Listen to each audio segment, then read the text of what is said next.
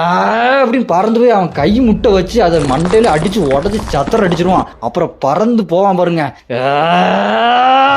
அப்படி போயிட்டு அந்த ஆர்கிட்ட இதை வெட்டி படுக்க போட்டு அடி கழுத்துல கத்திய வச்சு நின்றுப்பாங்க. அந்த ஆர்கிட்ட நான் தோத்துட்டேன், இந்த டெஸ்ட் முடிஞ்சு அப்படின்னு சொல்லிட்டு அடுத்த சொல்லு பாருங்க. அந்த ஆன்சர் உனக்குள்ளதான் இருக்கு அப்படின்னு சொல்ல நம்ம ஹீரோ என்ன எனக்குள்ள இருக்கா?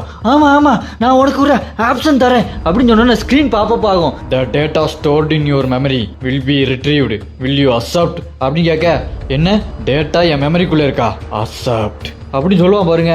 அப்படி அங்கிருந்து லைட் வெளிச்சம் வரும். நம்ம ஹீரோ அந்த உலகத்துல இருந்து வேற ஒரு உலகத்துல போவான் பாருங்க.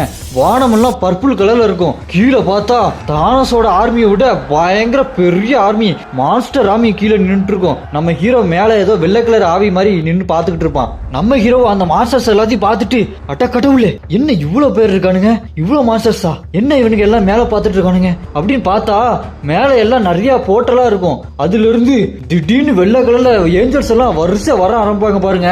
இந்த மான்ஸ்டர்ஸ் கூட பயங்கரமா சண்டை போட்டுட்டு இருப்பாங்க. இந்த மான்ஸ்டர்ஸை ஈஸியா அடிச்சு நொறுக்கி போட்டு தள்ளிக்கிட்டே இருப்பாங்க வரிசையா. அந்த பேனலே பயங்கரமா இருக்கும். அந்த ஒயிட் கலர் ஏஞ்சல்ஸ் எல்லாம் அடிச்சு நொறுக்கிட்டு இருப்பானுங்க மான்ஸ்டர் எல்லாத்தையும். ஆனா அவன் வர்ற வரைக்கும் தான். அப்போ வருவான் பாருங்க என்ட்ரி, பயங்கரமான என்ட்ரி. தோர் எப்படி வருவான் பாருங்க, அந்த மாதிரி பயங்கரமா ஒரு புகை மாதிரி வந்து நிக்கும். டக்குன்னு வந்து நின்னுட்டு அரைஸ் அப்படி சொல்லுவான் பாருங்க.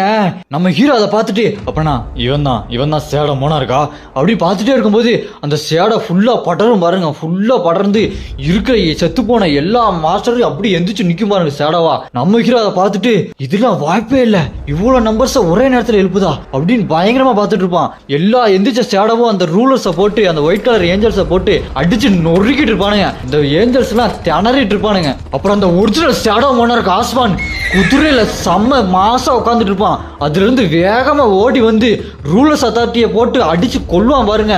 நம்ம ஹீரோ அதை பார்த்துட்டு என்ன ரூலர்ஸ் அத்தாரிட்டியா அப்படின்னு மெய் மறந்து பார்த்துட்டு இருப்பான். அடுத்து அந்த சேடோ மோனார் குதிரையில வேகமா ஓடி வந்து அந்த ஒயிட் கலர் ரேஞ்சர்ஸ் எல்லாம் வெட்டி வீசிட்டு இருப்பான். அப்புறம் கெத்தா நின்று பார்ப்பான் பாருங்க. பேக்ரவுண்ட்ல ஓடும் அவன் மாஸ்டர் மாதிரி பார்த்துட்டு இருக்கான் அவனோட சேடோ ஆர்மியோட வெற்றியை. அப்படி நிப்பான் பாருங்க சேடோ மோனார்க்கு. அதுக்கப்புறம் இந்த டபுள் டென்ஷனை காட்டுறாங்க. அந்த சீஃப் சவுல் ஹண்டர் சாயும் சாகேவும் கூட நிறைய ஹண்டர்ஸையும் கூட்டு வந்திருப்பான். அவன் சாய் நீங்க உறுதியா தான் சொல்றீங்களா சஞ்சினு இதுக்குள்ள தான் போயிருக்காரா? இதோட பவர் ஜின்முவோட பவரோட அதிகமா இருக்க மாதிரி இருக்கு அப்படின்னு பேசிக்கிட்டே அவங்க எல்லாரும் உள்ள போவாங்க. அவன் சாய் என்னது இது அப்படி பார்த்துட்டு இருப்பான். என்ன இதெல்லாம் ஸ்டாச்சு உடஞ்சு போயிருக்கு, அப்ப உண்மையில இந்த ஸ்டாச்சு எல்லாம் இருந்ததா ஐயோ அப்படின்னு மிரண்டு போய் பார்த்துட்டு இருப்பான். அப்ப அந்த ஆர்கிடெக்டோ என்ன இது மனுஷங்களா நான் உங்களை கூப்பிடவே இல்லையே அப்படின்னு பேசிட்டு இருக்கோம். அது பின்னாடி இந்த அண்டர்ஸ் எல்லாம் சொல்லுவானுங்க. அந்த